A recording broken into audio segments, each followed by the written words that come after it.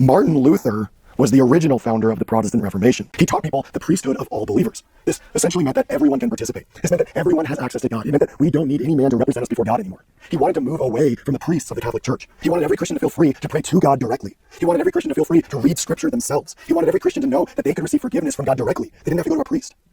But there was a problem. Martin Luther said he believed in the priesthood of all believers, but when it really came down to it, he proved by his actions that he didn't hold to his own theology. When push came to shove, the Protestant Reformation ended up with the same thing the Catholic Church had: a priesthood of selected individuals who ruled over the laity. Laity means the people. Okay, but the Anabaptists, on the other hand, they took Martin Luther's teaching to its own logical conclusion. They believed every believer should be able to contribute to the church meeting. They believed anyone should be able to stand up and speak, not just the pastor or preacher.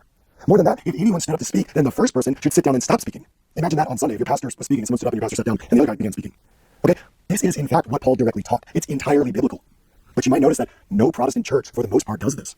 And that's because Martin Luther didn't like it. He wanted to control who was able to teach, so people would only teach what lined up with his theology. So what did Martin Luther do? He said that their belief was from the pit of hell, and he declared that anyone who practiced this should be put to death.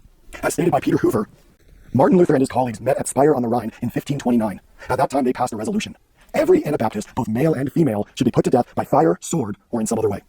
Martin Luther worshipped the Sunday sermon. He worshipped teaching. It was the focal point of everything he built on. He wanted everyone to follow men. He wanted everyone to learn from teachers. As a result of Martin Luther's declaration, 116 laws were put in place in Germany, where Martin Luther was influential and where he lived, making Anabaptism a crime worthy of death. It was a capital offense. As a result of his stance and the stance of other prominent reformers, thousands of Anabaptist believers were tortured and put to death. More than this, Martin Luther wrote On the Jews and Their Lies. In this treatise, he argues that Jewish synagogues and schools be set on fire, their prayer books destroyed, rabbis forbidden to preach, homes burned, and property and money confiscated. They should be shown no mercy or kindness, afforded no legal protection, and these poisonous envenomed worms should be drafted into forced labor or expelled for all time. He also seems to advocate their murder, writing, "We are at fault in not slaying them." This book had a significant impact in Germany several centuries later, when it was used as one of the primary influences to support the Holocaust. His book was often found at Nazi rallies, it was referenced throughout the short and tragic time of Nazi Germany, and it was cited on numerous occasions during the Nuremberg trials after World War II ended. Okay, the fruit borne by Martin Luther is that people were killed as a direct result of his teaching. The fruit borne by Martin Luther was that if anyone opposed his views or held a different view, that person should be put to death. The fruit borne by Martin Luther was murder, hatred, and violence. Jesus said, love your enemies. Martin Luther said, burn their schools, burn their homes, confiscate their money, and force them into hard labor. Jesus said, show mercy just as your Father shows mercy. Martin Luther said, they should be shown no mercy or kindness. Jesus said that those who want to kill others are children of the devil, even if they think they're children of God. The devil is a murderer, and only his children kill those who oppose them. Martin Luther responded to opposition the same way the Pharisees did, with threats, persecution, violence, and murder.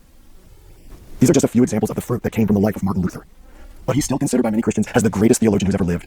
The Protestant church still, to this day, stands on the teaching of Martin Luther. His gospel is the gospel preached in almost every church across the Western world. People still believe that he taught the correct path to salvation. They eat the fruit from his tree.